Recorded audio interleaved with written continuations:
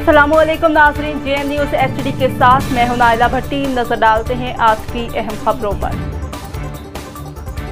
खबर शामिल करते हैं सियालकोट से। JN न्यूज़ HD के deputy bureau chief Syed Ansar Abbas Shah की रिपोर्ट के मुताबिक deputy commissioner hockey champion trophy Asif Bajwa club ने जीत ली। फाइनल में मितरनवाली हॉकी क्लब को 4 गोल से इबरतनाक शिकस्त का सामना करना पड़ा। जिला सियालकोट में जारी डिप्टी कमिश्नर हॉकी चैंपियनशिप 2023 का final match Asif Bajwa club और मितरनवाली क्लब के मबैन यतीम खाना hockey ground defence road Sialkot में खेला गया।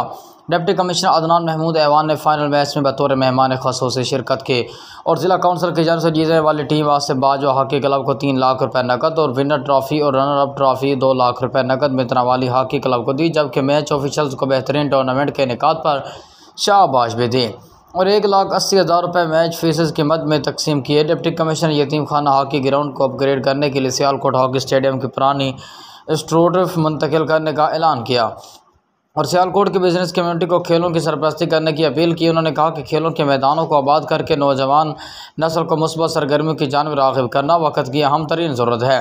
उन्होंने कहा कि ज़िला सियालकोट के नौजवान खिलाड़ियों को अपनी सलाहियतों को इजहार का मौका फराहम करने के लिए ज़िला इंतज़ामिया ने ज़िला कौंसल के